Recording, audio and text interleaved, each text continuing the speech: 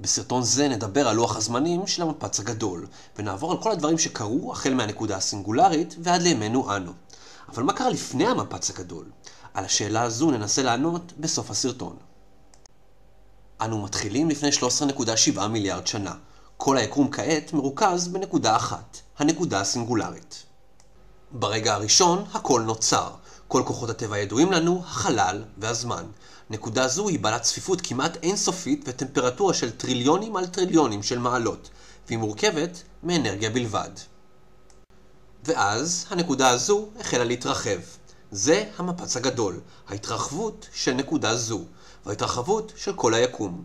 לא היה שום פיצוץ, רק התרחבות. כל הדברים המעניינים במפץ הגדול התרחשו בשנייה הראשונה, ולכן לוח הזמנים דרש יחידת זמן מיוחדת.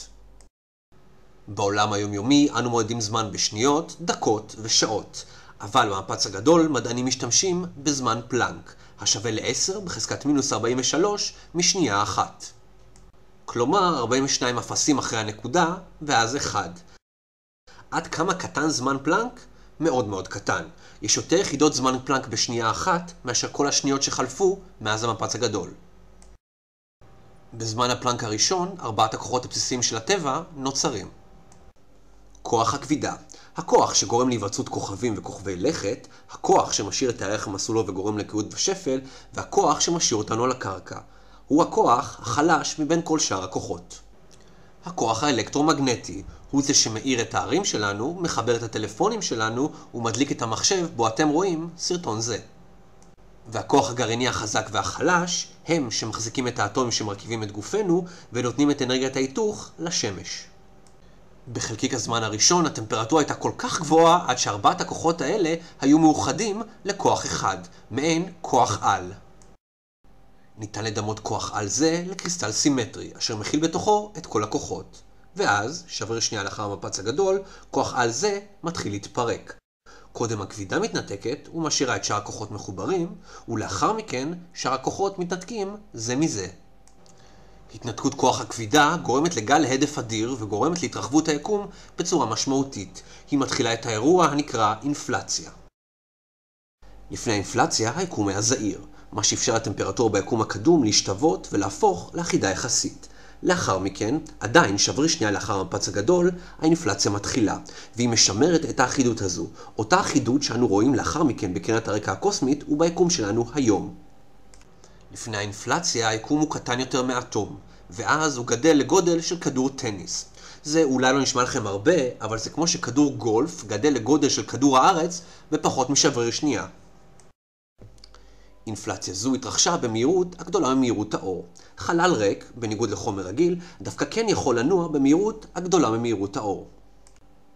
כאשר היקום גדל, הוא גם מתקרר, ואז מופיעים החלקיקים הראשונים. עדיין לא מופיעים פרוטונים וניוטרונים, אלא חלקיקים סאב-אטומיים המרכיבים אותם, כמו קוורקים וגלואונים, וגם חלקיקים אחרים. זה החומר הראשון ביקום. אבל כיצד אנרגיה יכולה להפוך לחומר? לפי משוואתו המפורסמת של אלברט איינשטיין, E שווה mc בריבוע.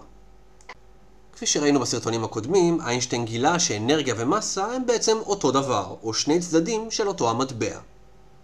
בפצצת אטום אנו לוקחים כמות קטנה של מסה והופכים אותה לכמות גדולה מאוד של אנרגיה, ובמפץ הגדול התרחש התהליך ההפוך. האנרגיה הטהורה הפכה למסה, לחלקיקים סאב-אטומיים.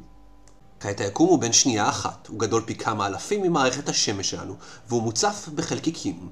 היקום כעת הוא קר מספיק כדי שקוורקים יצטרפו קבוצות של 3 וייצרו פרוטונים וניוטרונים. בשנייה הראשונה כל החומר ביקום נוצר, כל הניוטרונים והפרוטונים. ועכשיו, בשנייה הראשונה למפץ הגדול, האטומים הראשונים מתחילים להיווצר. היסוד הראשון שנוצר הוא המימן, היסוד הקל ביותר בטבע. בשלושת הדקות הבאות נוצרים עוד שני יסודות, הליום וליתיום. בשלב זה היקום היה אטום לאור, מעין יקום חלבי. האלקטרונים אינם קשורים לגרעינים, והאור אינו יכול לנוע בחופשיות מבלי להיתקע בהם. לאחר 380,000 שנה היקום גדל מספיק ומתקרר מספיק לטמפרטורה של 3,000 מעלות קלווין, כדי שהאלקטרונים יקשרו לגרעיני האטומים, ואז האור יכול היה לנוע בחופשיות בחלל, והוא נע בחופשיות מאז. קרינה זו שהייתה בכל מקום ביקום הלוהט התקררה מאז, וגלי האור שלה נמתחו ונותרו כשריד לאירוע זה. כמעט 14 מיליארד שנה לאחר מכן, שני מדענים מגלים את קרינה זו בטעות, את קרינת הרקע הקוסמית. הלוויין WMAP צילם את קרינת הרקע הקוסמית בדייקנות רבה, והמדענים הצליחו לייצר תמונה של היקום שהיה רק בין 380,000 שנה. השונות בטמפרטורה הם הרמזים למבנהו העתידי של היקום. השינויים הקטנים בטמפרטורה מייצגים שינויים בצפיפות. בחלק מהאזורים יש יותר חומר, ובחלק האחר יש פחות. אזורים בלי חומר יהפכו לחלל ריק. אזורים עם חומר ייווצרו כוכבים, גלקסיות וכוכבי לכת. אם היקום לא היה אסימטרי בצורה כזו, שום דבר לא היה נוצר, מכיוון שהכבידה הייתה פועלת שווה בשווה על כל החלקים. היקום שלנו עכשיו מלא בגז בלבד, בעיקר גז מימן. 200 מיליון שנה לאחר מכן נוצרו הכוכבים הראשונים.